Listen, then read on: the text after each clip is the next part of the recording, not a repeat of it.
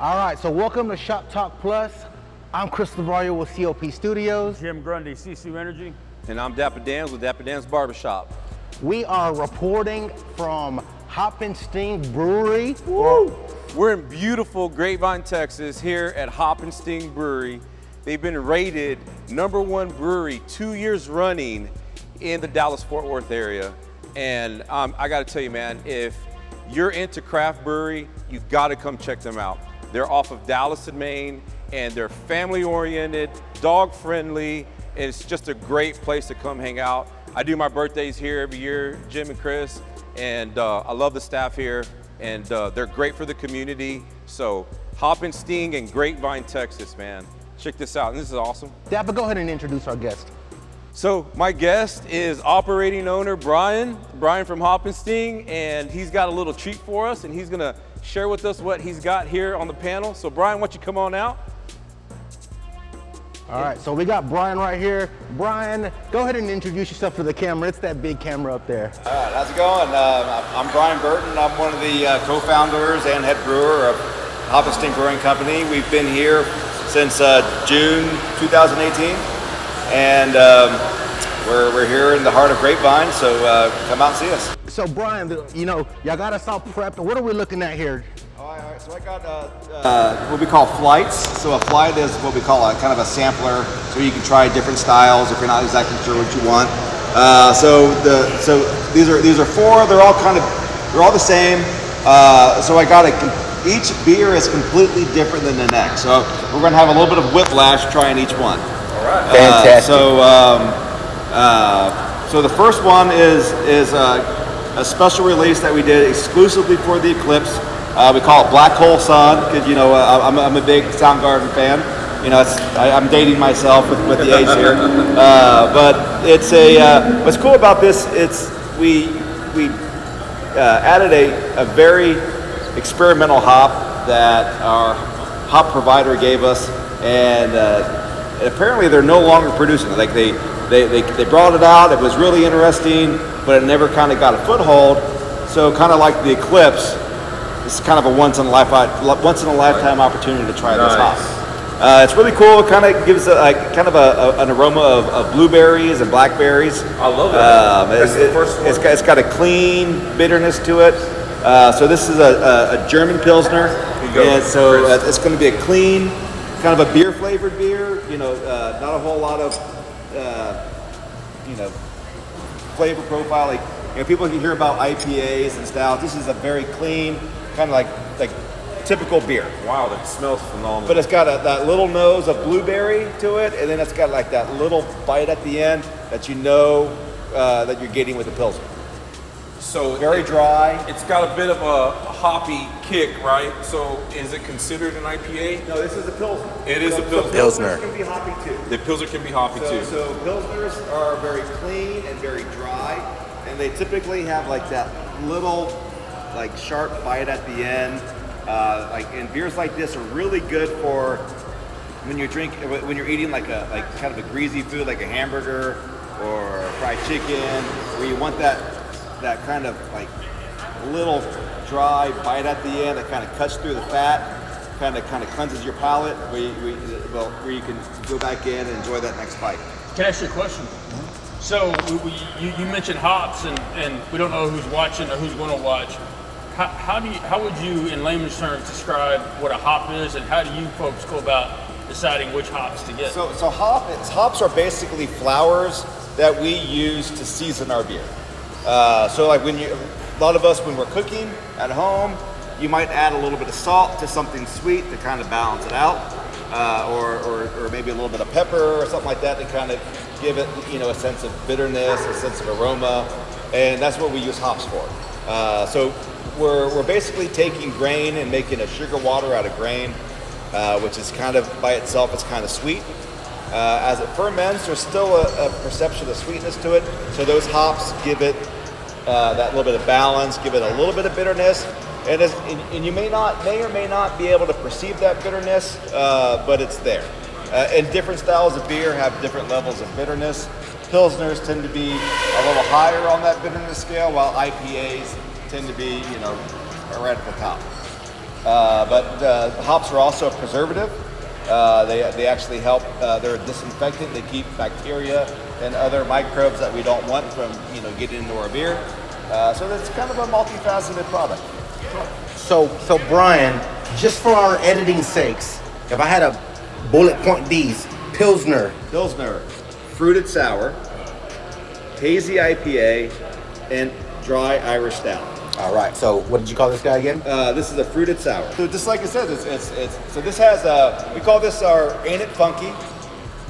So funky as in it's kind of funky, gives it that sour flavor.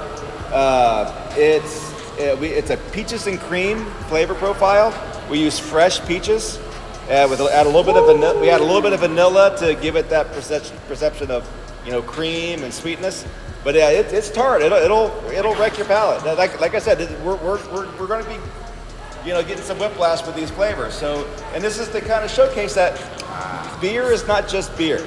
I mean, it's like what a lot of us think about beer are kind of like the American lagers, the Budweisers and Miller products that that have a particular flavor. A lot of people still don't realize that beers can taste like just about anything. So this is the one that's like this. We went from like a clean kind of a classic beer flavor. Film me real quick. Pieces of cream with like a salted sour. This is like a warhead. This reminds me of a warhead as a kid. Fruit. Wow. Right? Yeah, that's really good. And like this is a good beer for people who typically don't like Eating into an orange. beer flavor. Yeah, you wanted something a little bit different. But yeah, you get the peaches, you get a little bit of vanilla in there. But it's tart. It's dry. It makes your gums tingle. So we're gonna have to repeat our facial expressions whenever we dug into that one. Gems, that was classic. Yeah, I mean, it's really good. It's really refreshing. It's different. It's something I would drink. Shocked you. It's something I would drink on a really hot day. There you go. Something to quench your Super thirst. cold. Yeah. Super cold, really tart. It tastes like a super ripe peach mixed with a little bit of warhead. The little candies as a kid. It's sour, but it's really cool. I've never had anything like that. It's really cool. So with that, adding on to that, at what degree would a beer have to be frozen to have that nice ice layer on top? I think beer typically freezes at probably about 25 degrees Fahrenheit. 25? More Okay. or less. Depends. Okay. Depends on how much alcohol is Depends in on the it. beer. All right, so we ready for the next one? We are ready, my friend. Okay, so this next one is what we call a hazy IPA. As you can tell, it's very hazy. It's not as clean and clear as the Pilsner is. So there are IPAs, more traditional IPAs that get as clear as this Pilsner, but over the last probably 5 or 6 years, these hazier IPAs become more in style. This one we call Big Trouble in Little D. Big Trouble. So I brought this one out because it has a fun story to it. Like one of my favorite movies growing up is Big Trouble in Little China, and like I don't know if you get a chance to see our can. Different, right? It has the like 2 drinks. we added the character, the Wing Kong gang members, like the guys that wear the black Yes, sir. suits but with the red sashes. There was like one character that stands out. He's bald. He's got like the bandoliers, crisscross bandoliers, and like golden pistols. Okay. The actor's name is Jared Okamura. He actually gets on his social media. We send him the beer and t-shirt. We send him the beer, the t-shirt, and he gets on. He talks us up, and he's tried the beer, loves the beer. He signed a shirt, sent it back to us. We got his autograph hanging up on the wall. So it's been a lot of fun. And then a friend of mine sent some beer down to a Comic-Con, and James Hong, who played Lopan, like the villain of the story, like we got him some of the beer, we got him a t-shirt, and he signed everything, and we have all that as well. Look up Jared Okamura. I'm gonna go digging. Yeah, yes, he's a good follow. he has a long history of like kung fu movies and stuff like that. Really cool guy, really nice guy. Yeah, growing up, we didn't really have, we had video because we did have Big Trouble in Little China. But these hazy IPAs, they have a bitterness, but we also, make them in a way where they also carry that residual sweetness that balances out that bitterness. So they have a lot of body to them. People are describing them as being juicy, like they're almost like drinking like a little glass of orange juice. Yeah, you're right. I can get that for sure. I really enjoyed it. So I've enjoyed all three. Tropical fruit notes. There's, it's the texture of it is very soft. It's just a really nice, enjoyable beer. If you're looking for kind of a hazy IPA. I mean, so far all three of them are completely different, and they're all three delicious. Yeah, whiplash. Not saying that we're here, but I mean they really are really good. They're unique in their own way, for sure. As far as alcohol content on average, Brian, what are we looking at? All right, so the Pilsner is about 5%. The fruited sour is about 6%. The hazy IPA is about 8%. 8, wow. And then the dry Irish Stout's about 4.5. 4.5, okay. So we're ending on a light note, but also dark. Also dark. All right, so what is this called, Brian? We call this Irish Teapot. Irish Teapot. So this is our version of a Guinness. So Guinness, Whoa. so the most popular stout in the world Smells amazing. Smell that. is the It's like Guinness coffee. Dry Irish Stout. Most of us have probably had it. So this is our version Very of it. coffee. Coffee grounds. Yeah. Just like a Guinness. Guinness is only about 4.5%. It's very light. This is dangerous. They're actually low in calories. This is dangerous. These dry Irish This is stouts dangerous. are some of the For you lowest coffee calories. drinkers out there that like cold coffee, this tastes like something from Starbucks. Yeah. It really is. This is crazy. Yep. Yeah, and at 4.5%, you can drink these all day long. That's awesome. It tastes like I'm drinking a luxury coffee. Very pleasant, very pleasant.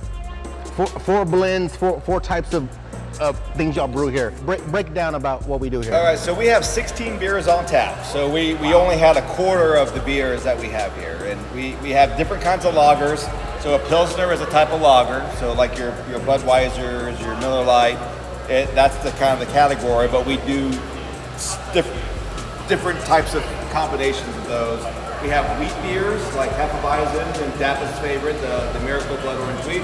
Yes, sir. We have a couple glasses there. Miracle Wheat right there.